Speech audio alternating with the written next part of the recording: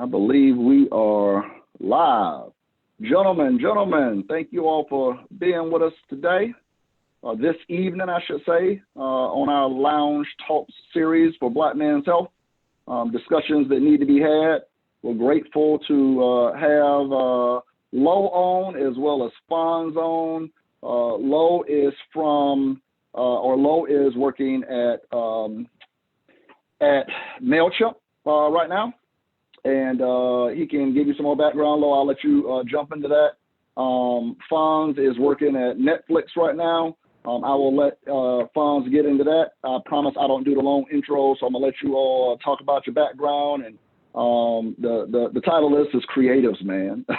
So I'm so honored to have you gentlemen here. Black Men's Health is really about creating more balance through health for men of color.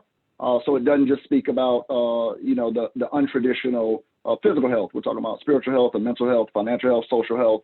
And I'll put this under the bucket of financial health, while I'm sure it could be mental health and all kind of other things. I mean, obviously you guys are on a trajectory to do better for you, your families, your community. So wanted to put it under that bucket. But also, I will start off by saying, while Lo is definitely working for MailChimp and Fonz is definitely working for Netflix, we might get into some discussions that are not necessarily representative of MailChimp and Netflix. They are not representing their companies tonight. They are representing themselves as individuals. They hold those posts, which we are very proud of these gentlemen in doing their thing at the highest level. God is good. With that, Lo, why don't you tell us who you are, man? Okay. Lotenna Enwonwu. I am the Senior Director of Marketing Design at MailChimp. I've been there since November. I run a team of about 26 that focus on .com as well as the marketing campaigns. Yeah, like my background is in web design as well as motion graphics, video production, audio engineering, a little bit of everything. Anything that you can do on a screen, like I've touched it once or twice, and I'm good enough at everything to be dangerous. So that's how I describe it. Yeah. You're dangerous, all right. Lo and I've had an opportunity to work together. He dangerous for real. He can kill it, that's for sure. Fonz, welcome, sir. Tell us who you are, man. Share it with the world. Good afternoon. My name is Alfonso Morris, Fonz for short. I am a product designer, currently working at Netflix. I would also say I'm a serial entrepreneur. I've had 2 startups that I've got off the ground. I have been in design for years. I have like an art background. I went to an art high school. I was going to become an architect, but I ended up I got my degree in computer science. And then luckily my university got a grant in my senior year and they opened up a multimedia lab that they furnished all new Mac and PC multimedia equipment. And I pretty much moved into the lab and taught myself all of the skills needed to start this like a digital agency. And that just took off because there wasn't a lot of people doing that kind of work at that moment. And we ended up getting Aqua hired, and that started my whole product design / entrepreneurship journey. And it's been a great journey. And now I'm looking forward to mentoring and supporting other people trying to come into design now. So I've been doing a lot of speaking and really trying to make sure I can talk to as many people as possible. So I'm really honored to be here. Thank you for reaching out. Hey man, I thank you for being here.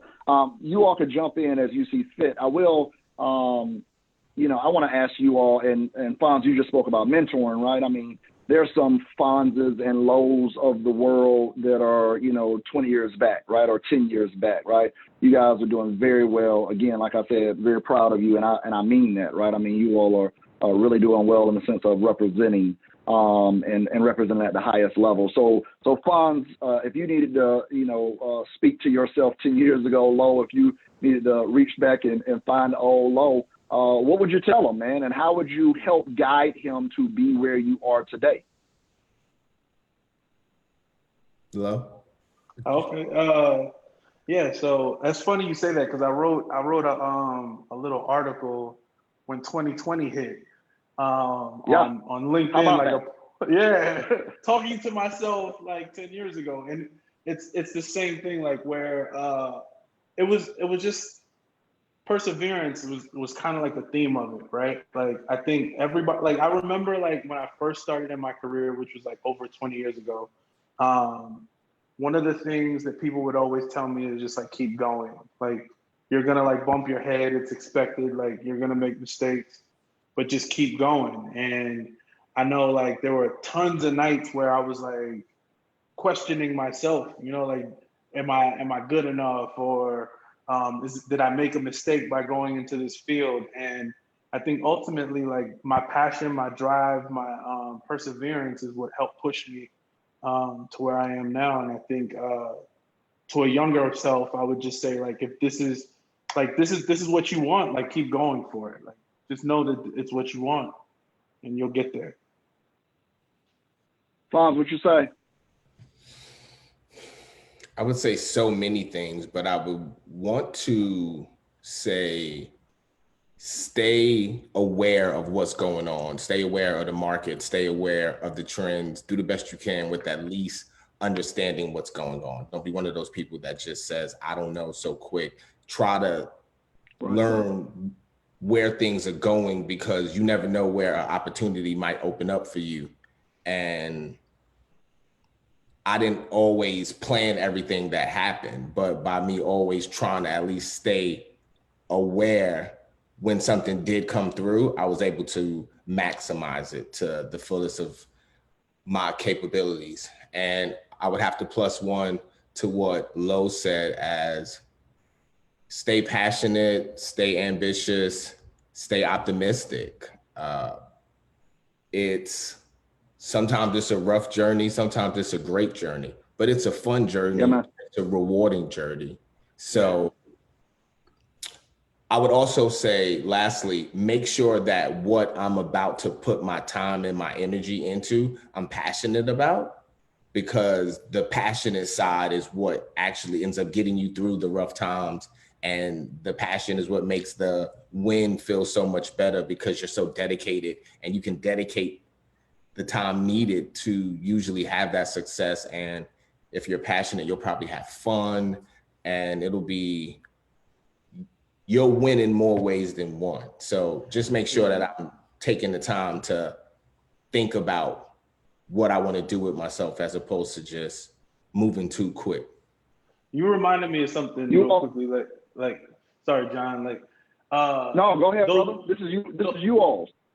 Those tough I'm just times, yeah, those tough times are like really end up being really good stories later on, right? Like I remember like when we were at the office one time, John, and they needed to put a TV up really quickly, and they got Chris and Zach to put it up, and they were upset about it, but they got it up there before the client came in, and I was just like, it's a story. Like, how many times are you ever going to be asked by the president of the company to put a TV up, and you're drilling holes and all of that stuff, and you get it done before the client gets there, and nobody ever knew it never was there before? Like those moments, they might seem like headaches in the moment, but they end up being really good stories, and kind of the bricks that you build upon that you call your career later on. So yeah, I think also, Lo, speaking of those bricks, right? You can't unlearn that, right? Those are tools, right? Those are experiences that you can't unlearn.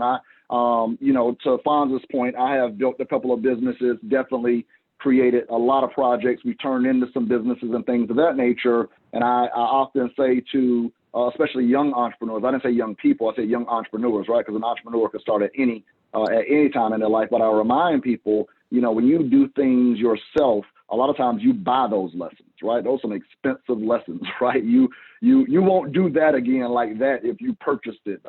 I mean, it means something to you. So to your point, Lo, if you got to get that TV up and drill those holes and all that, you did that. You can't unlearn that. And that's a great skill set and tool to have, because you never know when you might need that again. A lot of times people might think it's just mindless and useless, but who knows, man? That might be your situation trying to present for your client or some multi-million-dollar client or something of that nature. You might have to, drill a TV in the wall. And who knows, 7 years ago you did that. So you can't just, crap those opportunities away or have a bad attitude about it, Yeah, exactly.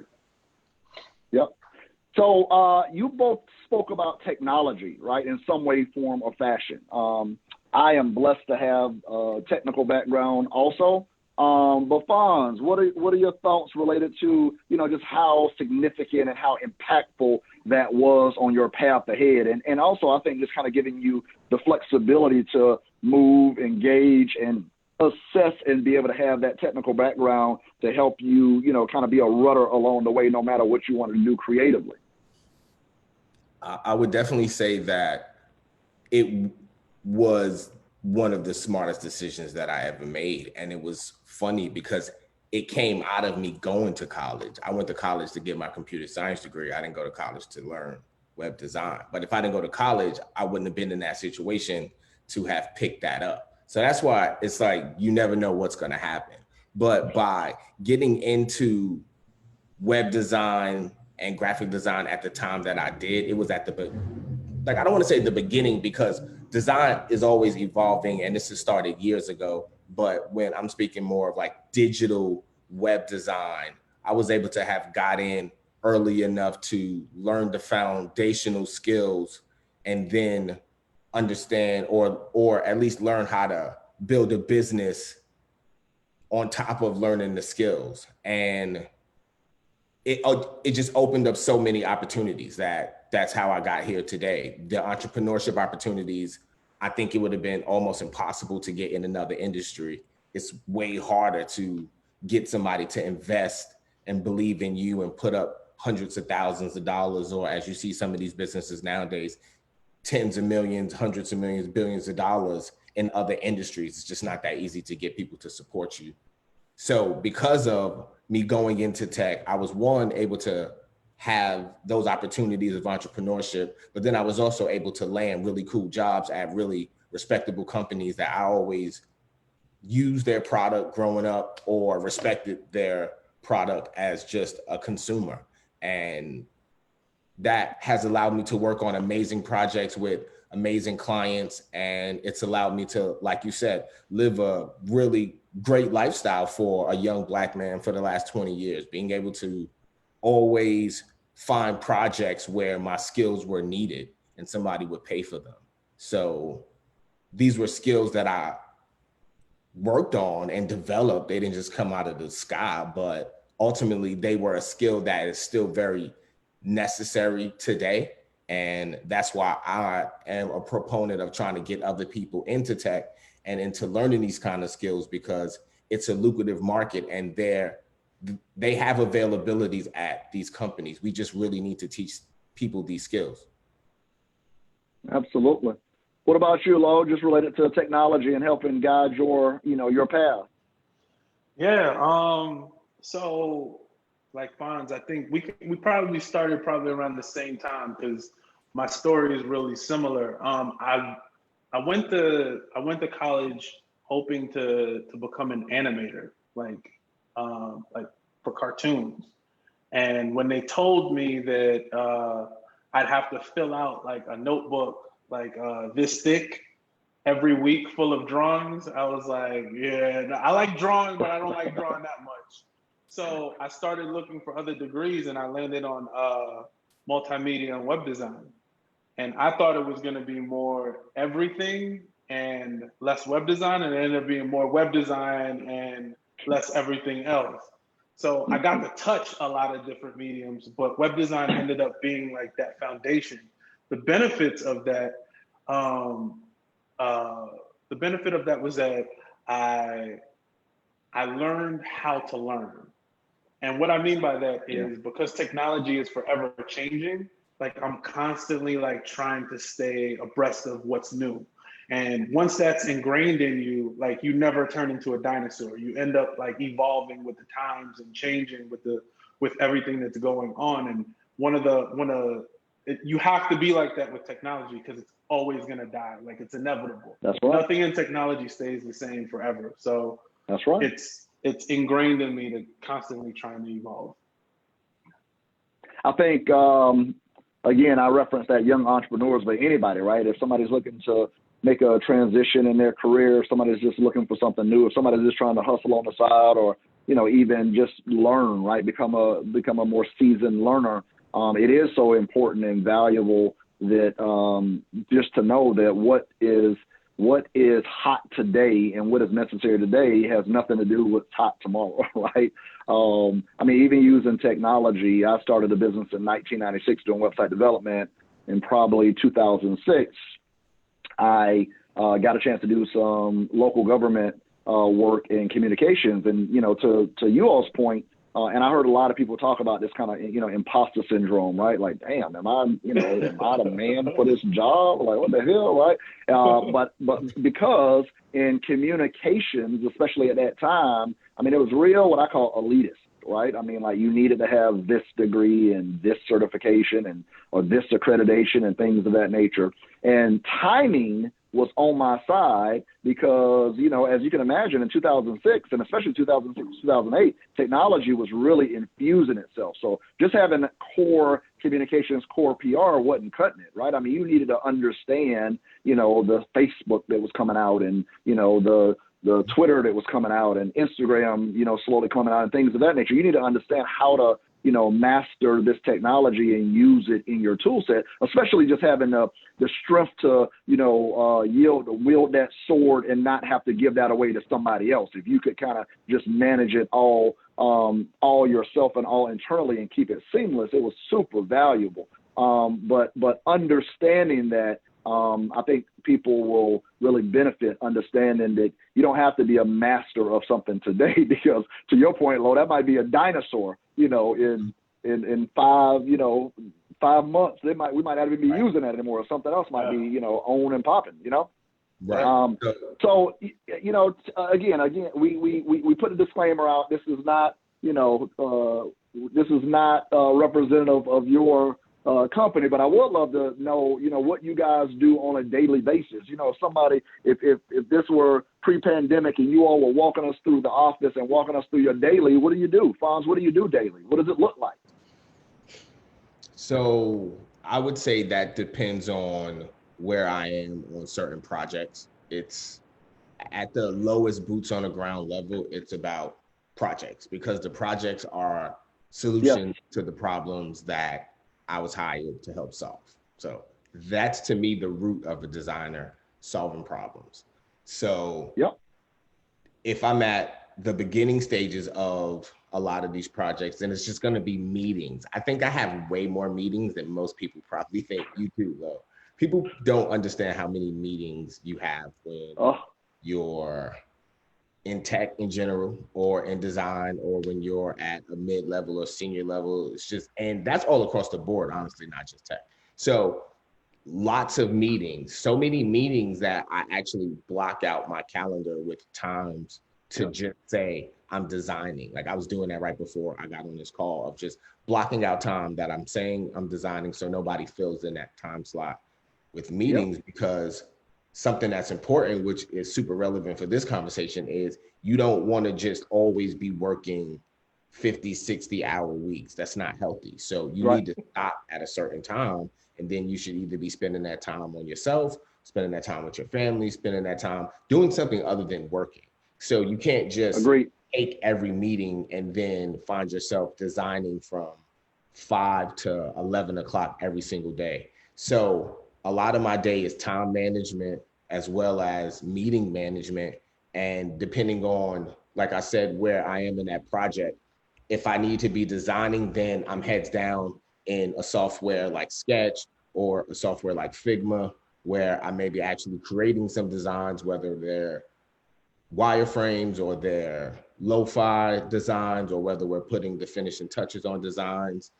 Or if it's if this one project is not in the design phase and we're still figuring things out, then I might just be in Google Docs all day, honestly, typing up a lot of specs, commenting on other questions that people have, because we try to work in a really feedback orientated style. So it's a lot different than what it was when I first started being a designer.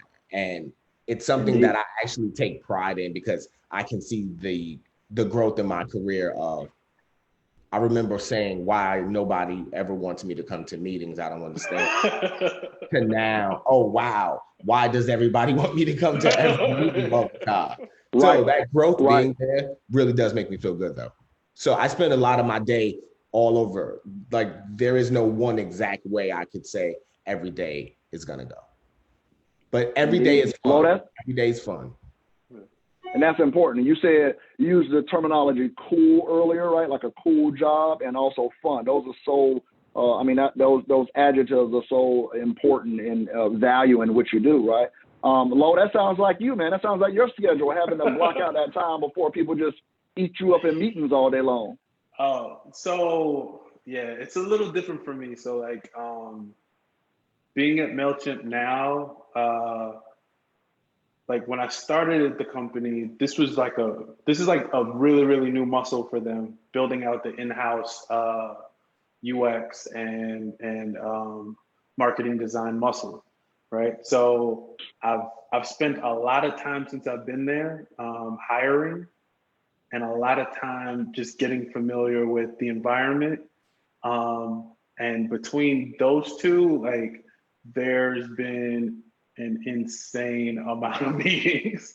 But it's problem solving, but it's a lot of meetings. But here's the thing though, I'm at a different stage now where I'm not quite as hands-on anymore. Like, a lot of it is either just art directing, and art directing from a distance. Like, it's very minimal, but it's really just setting up the rest of my team for success. That's a lot of what I'm doing every day, like making sure that they have the assets that they need, the time that they need, the budget that they need to accomplish the task.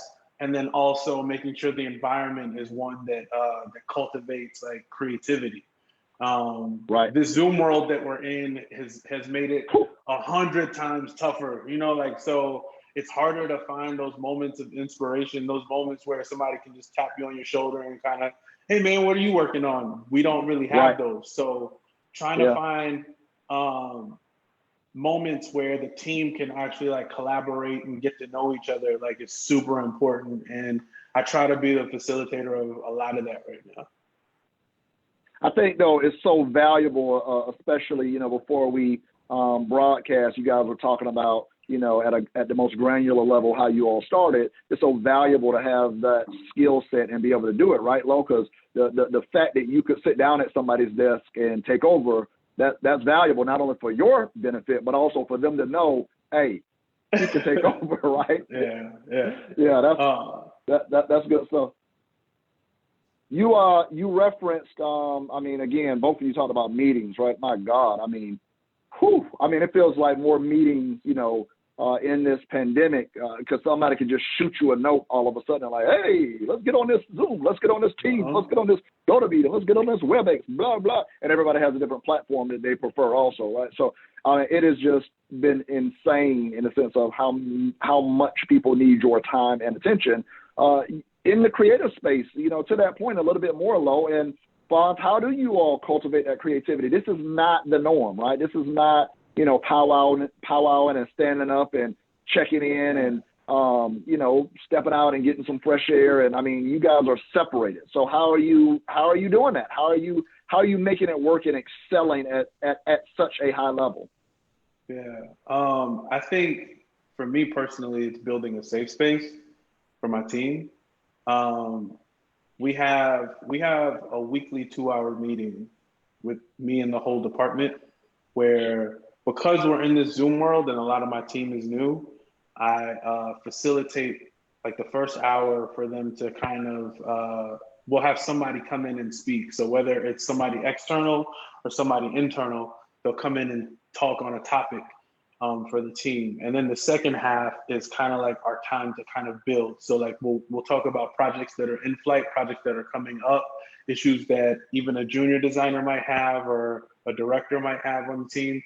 And it just gives everybody an opportunity to kind of get multiple points of views on projects that typically you wouldn't have any other perspective but your own on being stuck in the situation. Right, yeah, so we do things like that. We also have like an inspiration deck that's like ongoing, and every week a different person on the team like owns that inspiration deck, and daily like they post a different item on the, so you can see anything from like Tyler the Creator's performance to a fashion show runway event to magic cards to Lego sneakers to anything on there. So it's just a great way that we share inspiration. And if you're lacking in it, you can tap into that channel. I think for creatives, like we need options. And so what we try to do is make sure that we're giving them as many different ways to kind of keep it fresh without it getting stale. I think it's working out pretty well, but I'm sure there's more work that we can do. I know. I'm sure it could be amazingly challenging. Fonz, what about you? What are you and your teams doing? Just a lot of communication, and whenever you need something from somebody, you just reach out. But everybody's really focused and understands what their role is. So because of that, everybody's head down. But we have a lot of not a lot of, because these are the good meetings. Like Lo was saying, we have weekly meetings where we get together as a smaller team and as a bigger team, and we discuss whatever we feel is relevant. One of them is a little more project focused, and the other one is project, but it's also what's going on. So it's just a really communicative environment, which is important because you end up feeling really supportive as well as you feel up to date on what's going on. And we also try to do cool events like we recently just had, like a lot of companies are doing, like the virtual happy hours where maybe you guys don't even talk about work. We play trivia just to try to learn more about each other since we're so distant. And I think people are using whatever form of communication works. I like Slack, honestly. People use email, people use comments in Google Docs, Zoom, like you said, Zoom or Google Meet.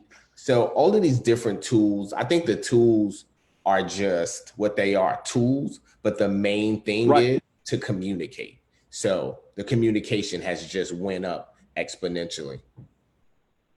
To fill you all both, I think, Fonz, you said solutions. Lo and I have had long stories about that previously, and Lo, you said options. I want you all to talk about that a little bit, not only for your colleagues, but also, you know, the younger John Brown, the younger, you know, Lotenna, the younger Alfonso. Talk a little bit about solutions and options and what that means to you and how you approach it today. Lo? Solutions and options. Okay. As far as options go, well, I can speak to that in a lot of different levels. Like, so as far as creatively, like one of the big things that I always push for a junior designer is options, right? Like if you're presenting work, present options.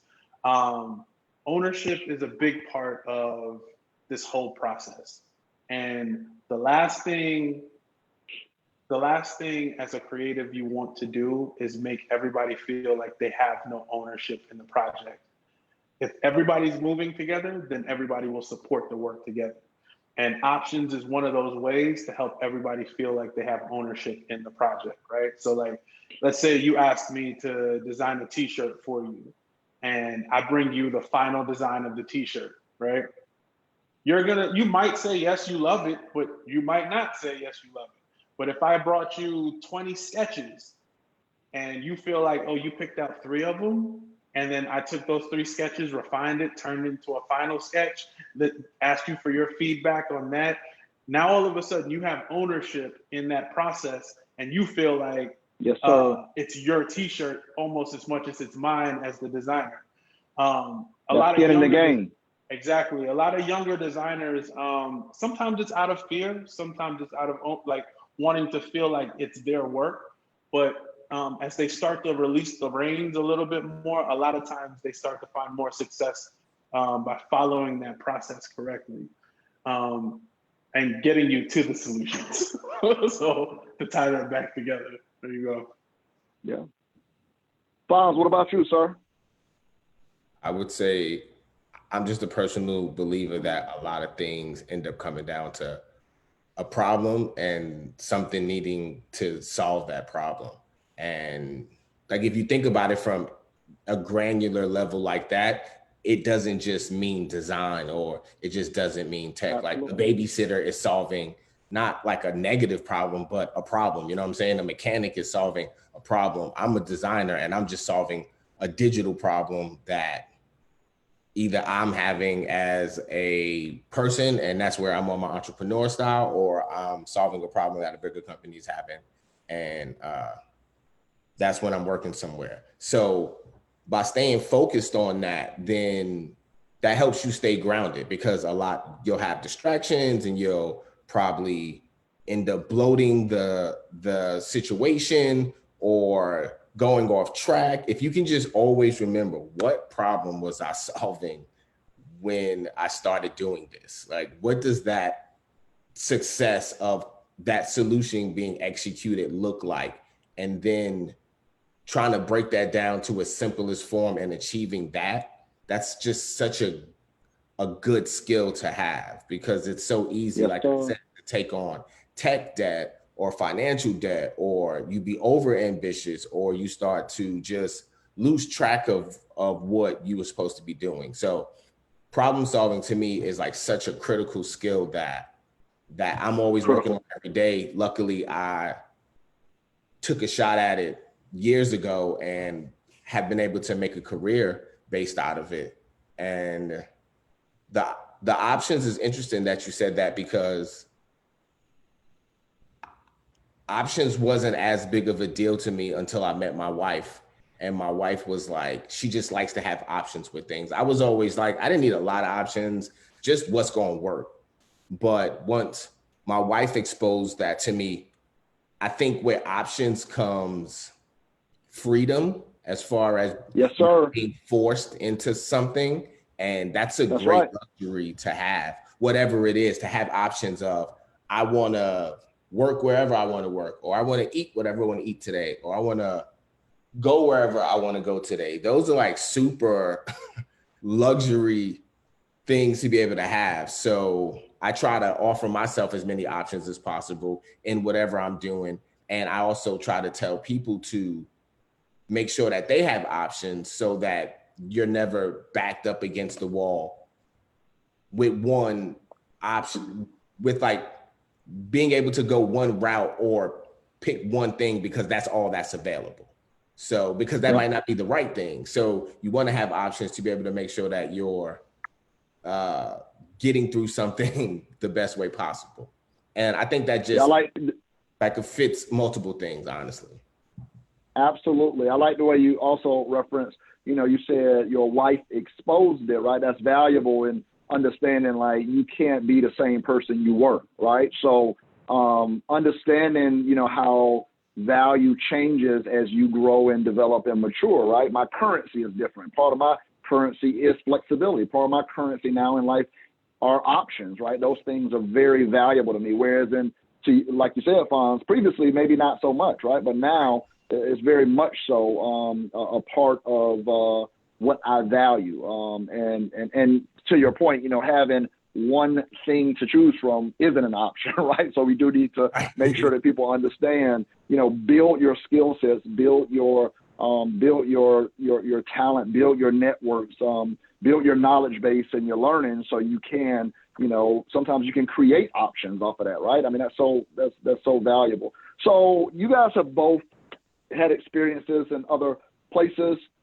Fonz, you were at Coursera prior to Lo. You were at State Farm. Am I saying that right? And at State Farm and quite a few agencies, and yeah. I don't want to get it wrong. I mess around and call the wrong place and be firing off text messages to me, so I don't want to call the wrong one. But you know, what about you know, career-wise for folks that might be listening and choosing? What about career-wise? Obviously, you guys are in a, you know, I mean, these are some of the biggest companies in the world, right? I mean, Netflix and MailChimp, I mean, just killing it, right? So when did you know it was time to make that transition? What helped, you know, what was in your mindset that helped you say, okay, it's time to look for something else? I you know, I don't need all the details. I'm not trying to take trade secrets and things of that nature, but just kind of mindset. What do you say? What do you say, Fonz? My mentor told me to just always take every meeting from a recruiter or somebody who's talking about an opportunity just to hear them out, just to hear what they say. Yeah, man. I wasn't necessarily looking for a new position at the moment at Coursera because I believed in the mission, which is important. So It wasn't like I was trying to run out of the company because I think it's a fantastic company. It was just, honestly, it was serendipity of I don't know if I said this, but I'm from Brooklyn. So being from Brooklyn, riding the train is no big deal to me. Like I've been riding the train since I was a kid. So what I would do after work is take the train from Mountain View up to San Francisco because San Francisco has a big design, startup, engineering type of community. And that was part of the reason that I moved out here was I wanted to have access to those type of people and opportunities and get that exposure that I felt was lacking when I was on the East Coast. So one of the events I went to, which is why webinars like this one that you're having, Mr. Brown, is so important, is I went to a event at Gusto for people of color trying to go to that next level in tech, whether that's going to become a manager or from a manager to a director or from director into like C-suite or something of that nature. And it was a great event. It was thrown by the CPO of Looker. I forgot the brother's name. He's amazing, man. Like I'll definitely shoot you his information. So long story short. Yeah, let's get him on. I say, yeah, let's get him on. Oh yeah, sure. So long story short, while walking across the room, I ended up bumping into this brother and we just hit it off and we started talking.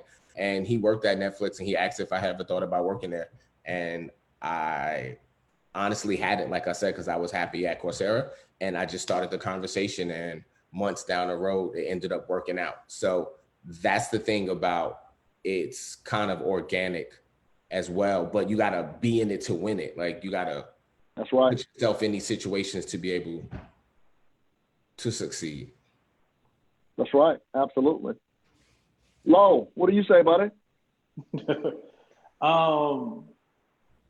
Yeah, there is a level of serendipity to it all. I remember like when I started in my career, I started on the client side, and I had these ideas of wanting to make these really, really big motion graphics and 3D projects. And I had no idea what it took to get to create those projects. Like this is even after I'd gone through school. And so I think I had just left IHG and I was freelancing, and I got a call from a recruiter that told me about a position at J. Walter Thompson, which is Wunderman Thompson now. But it was supposed to be a 3-day project where I would go in and work on some flash banners for them. And at the time, like, you already shake your head, you know. Like, flash banners, that's banners. such a throwback. Wow. You know, yeah. I hear you. Yeah, so anybody that knows, like, there was a point when flash banners was like, that's just a waste of time. Like, no, like designer wants to be doing flash banners. But she said, no, like go in and try it out. Like, I'm telling you, like this is gonna be an opportunity. And I was like, all right, I'll give it a shot.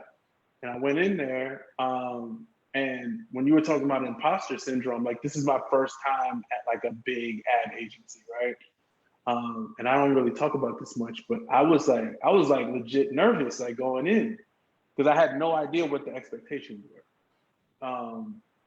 I was like, well, I'm pretty fast at Flash and animating and designing, but I'd never worked in an agency setting, so I didn't know, like, am I gonna be as fast as everybody else? Are they gonna look at me and be like, you're not good enough, you gotta go home? But I got there and everybody was moving at like, let's say like a banner every 2 or 3 days. And when I got in there, my first day, I got 2 banners done the first day. Like, and then after that, like I was just like cranking way faster than everybody. Long story short, I ended up working there for over 2 years, right? From a 3-day freelance gig. And that was like the biggest like opportunity. Like I have so many stories from J. Walter, like from working on marine shoots to working on Nokia commercials to just a lot of different projects and a lot of growth. I got to work with a lot of people who've done so much in advertising, and it gave me like a really, really solid foundation moving forward. But I wouldn't have gotten that if I didn't take the opportunity when it came up. I don't think I would have gotten that in. So I say take advantage of the situations when they come up. You never know. Absolutely. Hey, so we cannot not talk about it, right? You know, there's a lot going on in the world. Obviously, the reality is the higher up the Lotenna goes, the higher up the Alfonso goes, there's probably going to be less of him in the room. So, and I'm not trying to call out anybody's corporate culture and things of that nature, but just in general. And even as you talk, you know, creatively among your peers and colleagues, you know, whether they're from school or just your friends or buddies and things, I mean, like, you know, where are you in that space? How's everything going, and how are you navigating, right? I mean, you're a Black man leading, you know, a global entity or components of global entities in leadership. You know, what's up? Talk to me, Lo. What's your feedback? What's going on? So fortunately, being part of MailChimp, like it's actually in the DNA of the company. Like we, one of the goals of MailChimp is to empower the underdog. So everything that's happening right now with Black Lives Matter, like it's totally in line with our brand. Like, and from the posts that you'll see on LinkedIn from our founder to Twitter to everything, like everybody's in support of uplifting and trying to make the playing field a little bit more even. So it's a little bit easier for me, I think, at MailChimp than other corporations that I've been a part of. I will say, as far as like with my peers, I've only been at MailChimp since November, but I haven't come across anybody that has questioned my talent, my skill set, my abilities, let alone question them because of my appearance. Like I think MailChimp like encourages the individuality. So it's a really good environment to push in like people like me and keep us in a positive headspace. Absolutely. Yeah. Fonz, what about you, man? And again, I'm not asking, you know, the same thing I said. I'm not asking specifically about your corporate culture or whatever. I'm just saying in general. What's up? Where's your head at? I would say I'm just really fortunate to be able to oh, I'm sorry, that's my daughter. All good. That's my daughter calling me. You better look down at that text message and figure out what's going on. We got priorities here. We got priorities. You better check that out. She's like, where are you? Don't have my name in your mouth and her looking at you. I'm gonna blame you. No parts of that. Yeah, I'm just gonna blame you. Like, sorry. Oh man. So I would say, luckily, like I have a supportive company like Netflix is just, they have a really cool supportive style.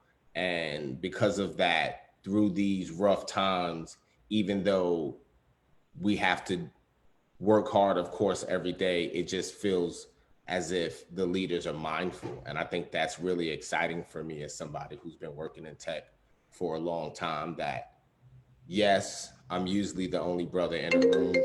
Sorry, here she, okay. So like, I'm usually the only brother in the room, and that might not change as quickly as I want, but the leaders of a company having awareness about what's going on, I think is important. And at Netflix, they are aware, and you see a lot of the things that the company has done recently as far as moving money into the Black community, as far as banks go, and giving and putting out pieces of content that help tell our story. Like, I'm luckily in a unique situation where I'm loving going to work, and I think that's part of the struggle and the payoff of working hard is one day landing your dream job somewhere. So to everybody that's watching, like Lo said before, what he would tell himself from 10 years ago is keep going, keep pushing. One day you're gonna land that dream job and you're gonna be so happy, and it's gonna be a happy ending story. And I think that's where I am now. So to bring this back home, being in a really supportive environment right now has allowed me to stay in a positive space and think about ways that I can try to contribute to change in any way that I see I can. Yeah, man. Both of you in some way, shape, or form talked about balance, right? Balance is huge, right? That's what Black Men's Health is all about. Obviously, especially as a superior creative, both of you can easily, take that focus and just be eaten alive by it if you don't purposefully, create these boundaries. What do you do? What do you do, Lo? What do you do to make sure that you have that space for yourself, for the family, for other loved ones and friends and things of that nature? What do you do to make sure that that's in place? Hobbies, time management, eat well, and unbelievably, like, get more sleep. I never ever thought I would say that, but like, sleep is super, super important, and very necessary. I guess I hate saying it like this, but the higher up you go on like the career ladder, the more people depend on you, the more subjects you have to like keep in mind. And so rest is super important. I'm not saying like you need 15 hours a day, but a substantial amount of rest like keeps you fresh, and then you're able to keep pushing without working at that. Like I remember like working on E like a lot, like just feeling burnt out at a lot of stages in my career. Like as a designer trying to get there and taking a lot of different opportunities. I think to a certain extent, like that helped get me to where I am and learn my boundaries. But I think at this stage in my career, like, and knowing how many different things I have going at the same time management is super important. Like I live by my calendar. Like I have time booked in my calendar to play with my kids. So it's important to not just focus on the work, but also focus on the reason why you're working in the first place. Amen. Amen. Fonz, what about you, sir? I have a lot of hobbies, honestly. Small hobbies, cheap hobbies, up to even expensive hobbies. Like I'm a sneaker. Like I'm a sneaker collector. I was about to say, that was my next question. Both of you. That's a whole nother discussion. We'll get back to the sneaker discussion later. Go ahead. Talk to us, Fonz. Which takes a lot of my time because I'm always reading and seeing what's up with that. But I'm also a father and I'm married. So I spend a lot of time with my family as much as I can, whatever that is, whether we're walking the dog together, whether we're laughing, we're dancing, we're cooking. My daughter and I are really close, so I take her outside a lot. We live in a big apartment complex. There's not a lot of children. And then on top of COVID, this COVID situation is so crazy because we don't have a lot of children in my apartment complex. And we just so happen to find 2 children and they can't even really play together anymore because of like the social distancing thing. So I've had to really step it up as far as being not just my daughter's father, but her friend. So I play with her a lot. And then I like to read and I like to go for walks, and just the basic things of trying to figure out how to transition from work to home and from home back to work has been one of the biggest struggles that a lot of people talk about. Is you were so used to leaving the house to go to the office, and that was kind of how you turned off, like that commute was when you were home. And now since you work from home, it's like you work in 18-hour days and didn't even really mean to, but because you're home, it's like, well, you can't turn it off. So I've tried to be extra mindful about putting the right amount of energy into the hobbies that I like I said, collecting sneakers and researching new products that's coming out and stuff like that. So just making sure that I try to schedule some time for myself. Not that it has to be at the same time all the time, but just make sure that it happens because it's really critical. Amen. Lo, I didn't bring up the sneakerhead discussion. I know that was going to take us on a whole nother route. So we could get back to that. We could do another virtual session about creatives and sneakerheads. But I do want to be respectful of your time. Gentlemen, I'm so grateful to have you all. Both of you are fathers. I'm a father. It's a blessing to have my little man in my life, my beautiful wife. So I'll make sure that I invite you all back when we have discussions about fatherhood and being dads and things of that nature, because that's a whole nother component that we need to discuss as men specifically, or men of color and specifically Black men. So Fonz, I'm gonna give you just a minute to close real quick, and Lo the same. Thank you all so much for being here. Just briefly, and I'm not asking you to put the company on notice. That's not the question. But the question is, we talked a little bit about what you would tell yourself, the 15, 20 years ago. Like, what's next? What's next, Fonz? What's next, Lo? What's in the future for you? I can go real quick. Me, it's exposing design and tech and entrepreneurship and product design to my community. I want more people to know about it, no matter the age. I don't think I'm not just talking to people in high school or people my age. I just want more people from more communities to embrace design, embrace tech, embrace entrepreneurship, and understand that there's a lane for you and you can be successful in it. So I want to at least help with that. And whether that's going to be through mentorships, whether that's through one-on-ones, whether that's setting up initiatives or platforms or doing amazing talks like this, that's what I'm focusing on, as well as always growing my craft as a product designer, but making sure that I'm giving back to my community because I just really want to see more people getting into this space. Indeed. Lo? Yeah, I think the future for me is just creating more opportunities for people who deserve it. I've seen throughout my career a lot of folks that have played the game, right? And get to a certain position, but they're not stewards of the craft. They're not to be honest, they're not deserving of that position. They just worked really hard, and then when they got there, it was a vacation for the rest of their lives. I think my goal is to set the example, and then also create those lanes, those opportunities for people to really fall in love with tech and design and creative, and understand that it isn't just random self-expression.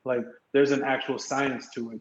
There's really in-depth thinking to it, and keep the prestige of the position alive. Yeah, I think those are my main goals moving forward. Well, I look forward to continuing to stay in touch, man, and continuing to see your ships rise and your rockets fly. Let's stay in touch, man. I want to have you all back on. Fonz, again, you tell your daughter I had nothing to do with that. Don't put my name in your mouth. You already know I'm grabbing my phone. No, I'm about to grab my phone as soon as we hit in. I'm about to grab my phone like, hey. John Brown said, I get blamed for a lot, trust. But blessings to your daughter, blessings to the wife. Thank you. Love, please tell the wife hello. Love to the boys. Absolutely. We'll do it again, gentlemen. Thank you so much. Respect, man. Thank you, gentlemen. Ciao.